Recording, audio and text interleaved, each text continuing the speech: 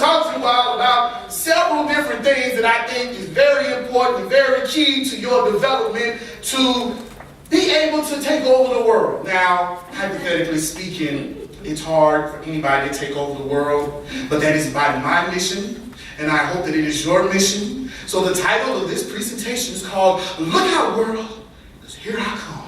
And you know, you got to do it with a little bit of meaning. You can't just say, look out world, here I come. Ain't nobody to feel that, you know what I'm saying? So you got to put a little emphasis to it and say, look out world, here I come. And when you do that, then people think either you're crazy or that you're serious. You're like, dude, he's crazy. Or somebody, wow, he really gonna take over something.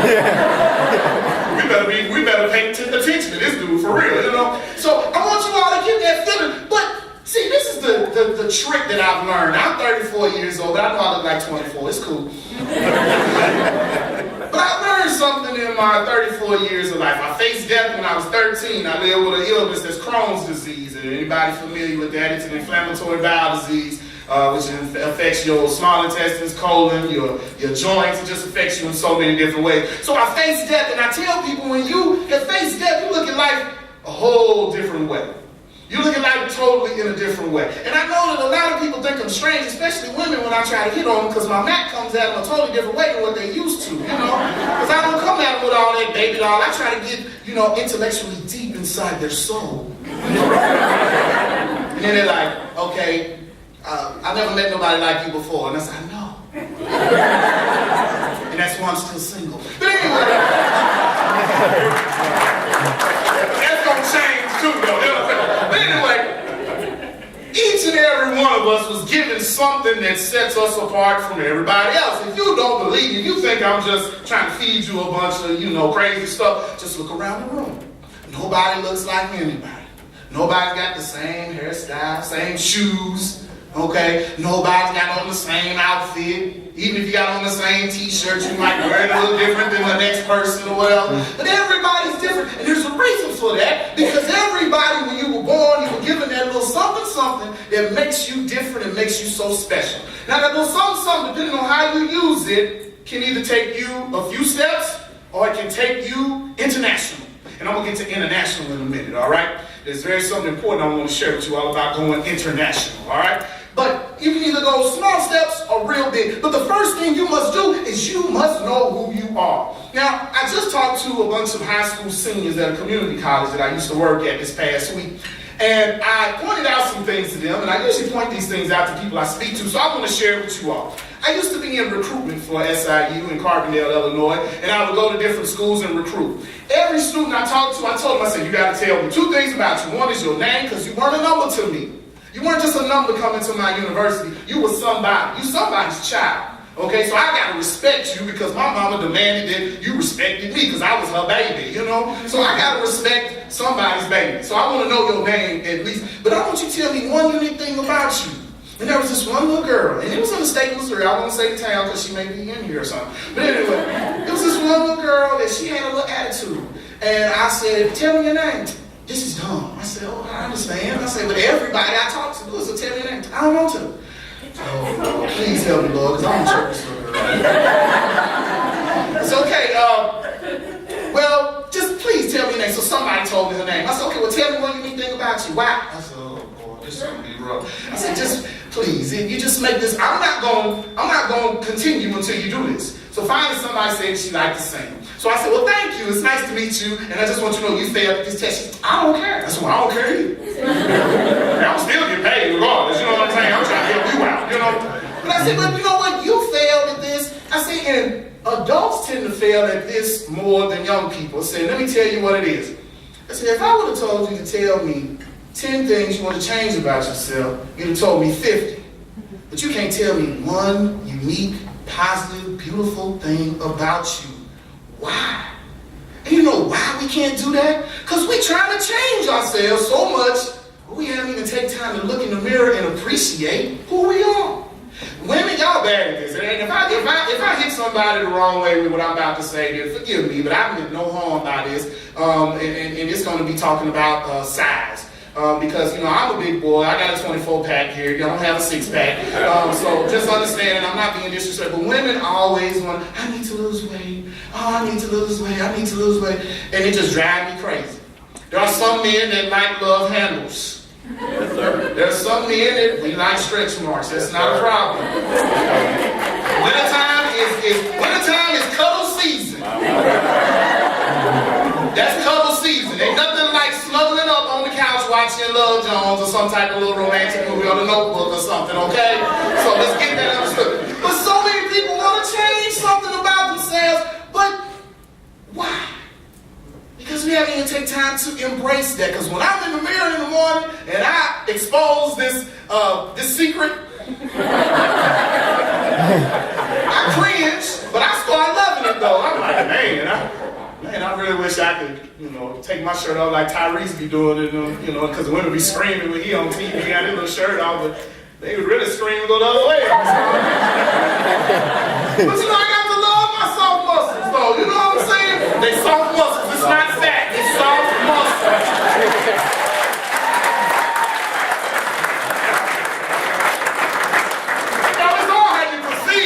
Life. People walk around, I'm fat, no, soft muscles. Because when you work them out, they become hard muscles, all right? But you have to love who you are. And another thing I try to tell the young people that they didn't understand is that about haters, okay? We all have haters. There's different levels of haters. There's different types of haters. Haters can come in your family. They can be in your neighborhood. They can be on your job, in your class. They can be everywhere. But there's two things about haters that I think people fail to realize. Number one is haters hate on you because they see something in you that they don't have. And they're jealous of that. But the most important thing that we fail to realize about the haters is, what do the haters see in you that you don't see in yourself? Ooh, see, it's getting deep real quick. Because see, sometimes the haters see that special thing in you. And if they can defeat you before you figure it out, then you'll never grow into who you are chosen to be. Because I remember haters, I used to get made fun of when I was a little boy for being dark-skinned. Like, I can change that. I can't get lighter. I sure can't get darker though, you know what I'm saying? I got this permanent tan working right here, you know what I'm saying? And I used to make fun of for these soft muscles. And for being shy. They call me, he's sissy, he's shy, No, I was just into my art. Because I used to express myself through my artwork. And then as I got older, then I became a performing artist and started expressing myself through my poetry. Then I would listen to music and see that there was some talking in music. And then I got on the stage and started expressing myself through that performing art of acting. And so it was always in me, like I just told you, it's in us, but sometimes it takes us to develop and to grow to figure it out. No, I'm a big boy, but I wasn't an athlete. But I could handle you on the basketball court though, for real. I could always shoot jumpers. My friends always like that, for big dudes, you sure can't shoot. Like, big dudes can't shoot, you know what I'm saying? But we all have something in us. But sometimes people try to defeat us and demean us because they see the greatness in us. Because they know that we are destined to take over the world. So they want to stop you and they want you to crumble up and to start feeling bad about yourself. So how do we do this? How do we get to this process? The first thing is you must know who you are. Now, this was something fun I did with a bunch of sorority girls one time, and I love this, and I went and talked to them, because I talk to everybody. Y'all just didn't know I talk to fellas just sitting out on the street. I just go up and just have a conversation. Let me tell you something about the fellas on the street, because I want you all to understand this.